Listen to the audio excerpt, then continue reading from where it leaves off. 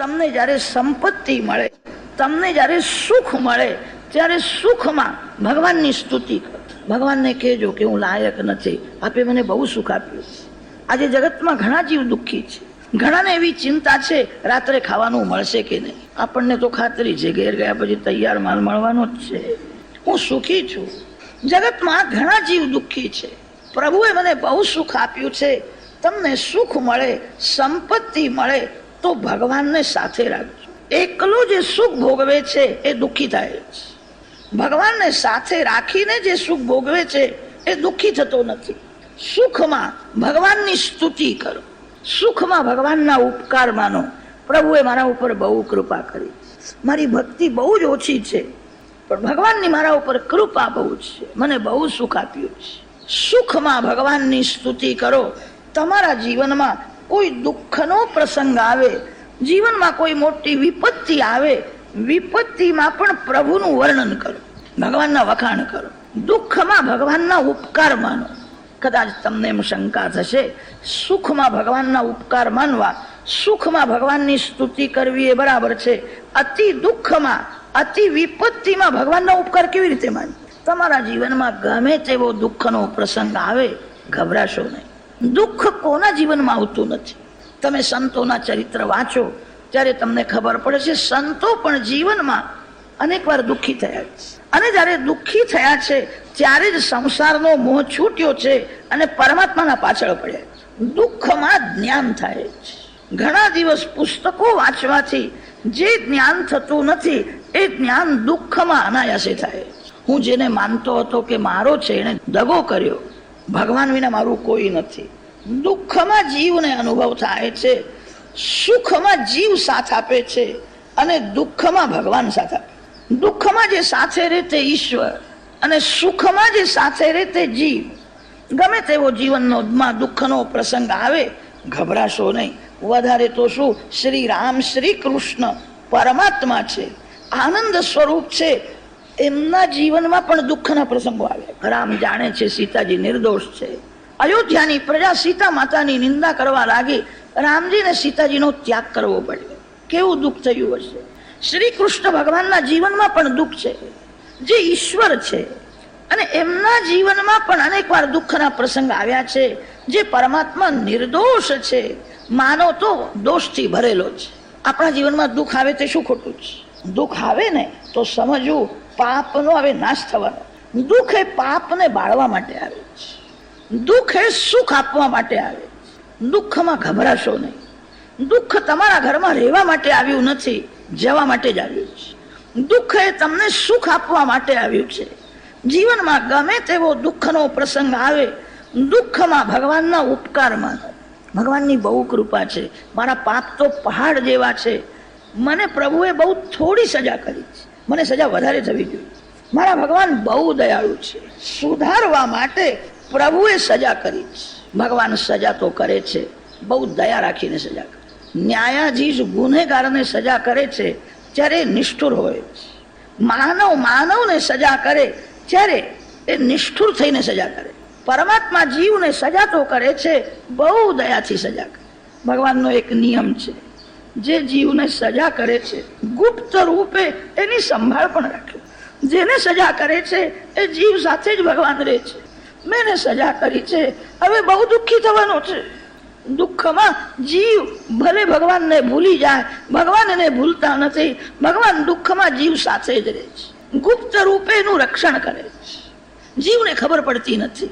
ગમે તેવો દુઃખનો પ્રસંગ આવે, કોઈ દિવસ ભગવાનને ઠપકો આપશો નહીં.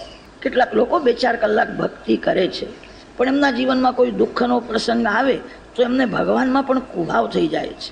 4 કલાક હું ભક્તિ કરું છું પણ ભગવાનને મારી દયા આવતી નથી. પાડોશના લોકો તો કશું કરતા નથી પણ બહુ સુખી છે. કેટલાક ભગવાનને સંભળાવે છે, હું તમારી આટલી પૂજા કરું છું, તમને મારી દયા આવતી નથી. ગમે તેવો દુઃખનો પ્રસંગ આવે, ભગવાનની મારા ઉપર બહુ કૃપા છે. દુઃખમાં ભગવાનના ઉપકાર માનો. દુઃખમાં ભગવાનને ઠપકો આપશો નહીં. ભગવાન બહુ દયાળુ છે, બહુ થોડી સજા કરે છે. ભગવાન માનવના પાપ પ્રમાણે સજા કરે ને તો 12 વાગે એને ખાવાનું મળે કે નહીં શંકા છે. જીવ પાપ બહુ કરે છે. પૂર્વજન્મનું પાપ હોય છે આ જન્મમાં પણ પાપ ઘણું કરે છે. સૂર્ય ઉગતા પહેલા સ્નાન ન કરે, પાપ થયું. પાપ ક્ષણે ક્ષણે કરે છે. ભગવાનને અર્પણ કર્યા વિના ખાય, પાપ છે. મહાભારતમાં વર્ણન આવે છે, ધર્મરાજા જીવનમાં એક વાર 16 આની નહીં 8 આની જુઠ્ઠું બોલ્યા. ધર્મરાજાને નરક લોકમાં લઈ ગયા છે. નરકના દર્શન કરાવ્યા. ધર્મરાજાએ કહ્યું, મેં પાપ કર્યું નથી, મને અહીંયા કેમ લાવ્યા? કે એક વાર તમે 8 આની જુઠ્ઠું બોલ્યા હતા. તેથી માનવ જાણતો થયો ત્યારથી આજ સુધી કેટલું જુઠ્ઠું બોલ્યો છે કે લખી રાખ્યું છે. પાપ લખી રાખજો. પાપને ભૂલશો નહીં અને પુણ્યને યાદ કરશો નહીં. માનવને એક એવી આદત છે, પુણ્યને બહુ યાદ કરે છે, પાપને ભૂલી જાય. કોઈને 200-500 રૂપિયા આપ્યા હોય ને તો યાદ રાખશે, મારા ત્યાં માગવા આવેલા, મેં 500 રૂપિયા આપ્યા. કોઈને આપ્યું હોય તે તમે યાદ રાખો છો. તમારા માટે આજ સુધી કેટલું વાપર્યું એ યાદ રાખો છો. માનવ પાપને ભૂલે છે. પાપને ભૂલશો નહીં, પાપને યાદ રાખજો. પાપનું સ્મરણ કરો, અભિમાન મરશે. પાપને ભૂલવાથી અને પુણ્યને યાદ રાખવાથી અભિમાન વધે છે. પાપનું સ્મરણ રાખવાથી પાપનું સ્મરણ કરો અને ભગવાનને વંદન કરો. ભગવાનને કહેજો કે હું પાપી છું. આજ સુધી મેં બહુ પાપ મેં કર્યું છે. પાપને વારંવાર યાદ કરશો, આંખો થોડી ભીની થશે. હું દુષ્ટ છું, હું પાપી છું. રડતા રડતા ભગવાનને જે વંદન કરે, કરેલું પાપ યાદ કરીને પ્રભુના ચરણમાં ભાવપૂર્વક વંદન કરે, ભગવાનને દયા આવે. પાપને સાધારણ ગણશો. માનો પાપ બહુ કરે છે છતાં ભગવાન સજા બહુ ઓછી કરે છે. ગમે તેવો દુઃખનો પ્રસંગ આવે, દુઃખમાં ભગવાનના ઉપકાર માન. પ્રભુની મારા ઉપર બહુ કૃપા છે, મને સુધારવા માટે જ પ્રભુએ આ સજા કરી છે. બહુ પુસ્તકો વાંચવાથી માનવ સુધરતો નથી. બહુ પુસ્તકો વાંચે, વાતો કરે છે, વાચાળ બને છે. એ વાતો બહુ કરશે, પાપ પણ કરશે. થોડી સજા થાય તો જ માનવ સુધરે છે. જીવનમાં 1-2 વાર માર પડવો જ જોઈએ. માર ન પડે તો અક્કલ આવતી નથી. ગમે તેવો દુઃખનો પ્રસંગ આવે, દુઃખમાં ભગવાનના ઉપકાર માનો, દુઃખમાં ભગવાનનું સ્મરણ કરો, દુઃખમાં ભગવાનની સ્તુતિ કરો. પ્રેમથી હરે કૃષ્ણ બોલો. દુઃખની અસર મન ઉપર ઓછી થશે. સુખ અને દુઃખ એ મનના ધર્મો છે. સુખ દુઃખ મનને થાય છે. આત્મા એનો આરોપ પોતાના સ્વરૂપમાં કરે છે.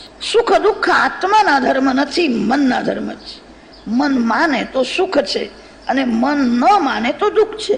મનને જે અનુકૂળ હોય તો સુખ થાય છે, મનને પ્રતિકૂળ હોય તો દુઃખ થાય છે. બહુ ભીડમાં તમારો ખાસ કોઈ મિત્ર તમારી પાસે આવીને બેસે તો તમને ગરમી લાગે છે કે ઠંડક લાગે છે? તમારો મિત્ર છે, તમારો ભાઈ છે, અને એ બહુ ભીડમાં તમારી પાસે આવીને બેસે તો તમને ઠંડક વધારે લાગશે. મારો મિત્ર છે, મારી પાસે બેઠો છે. બીજો કોઈ સાધારણ માનવ ભીડમાં એકદમ તમારી પાસે આવીને બેસે તો ગરમી પણ વધારે થાય. બહાર ઘણી જગ્યા છે, અહીં આવવાની શી જરૂરત છે? મન કે છે આ મારો નથી.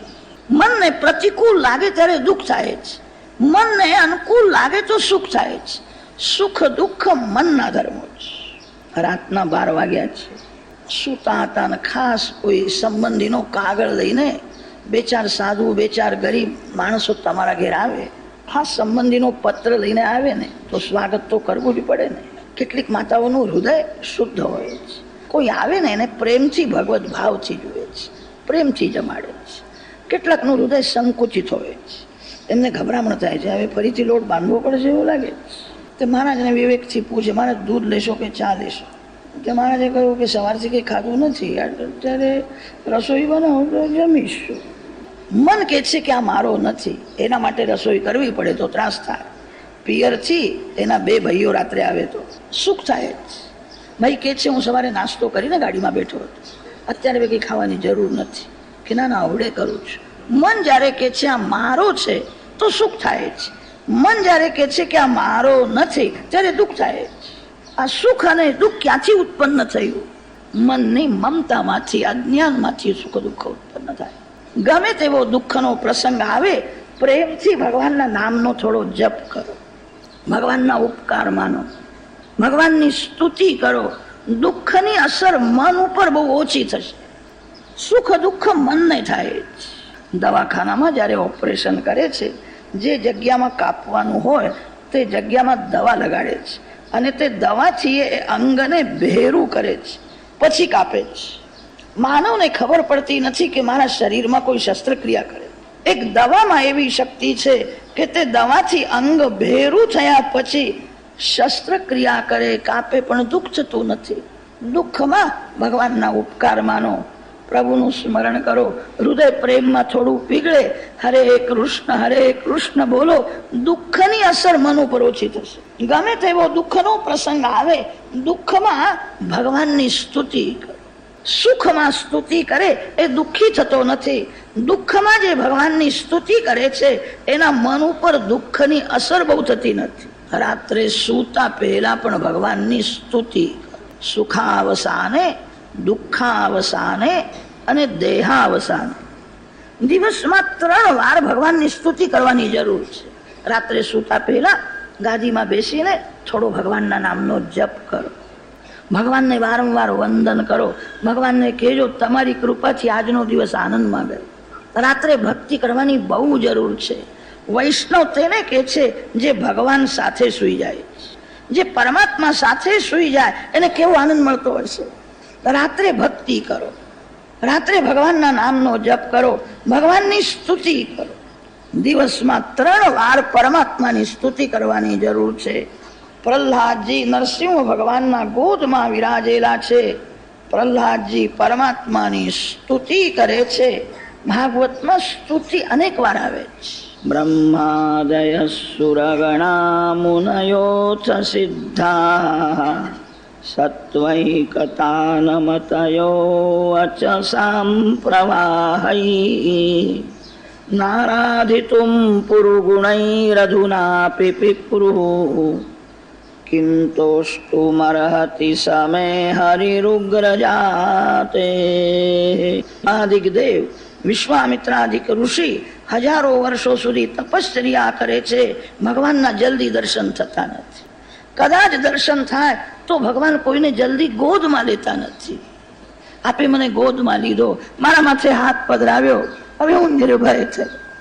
જે બાળક માના ગોદમાં છે એને જરા પણ બીક લાગતી નથી. જગતમાં ગમે તે થતું હોય, જે માના ગોદમાં છે એ નિર્ભય બને છે, એ નિશ્ચિંત બને છે. આપે મને ગોદમાં લીધો, આપે મને અપનાવ્યો, આજે હું કૃતાર્થ થયો.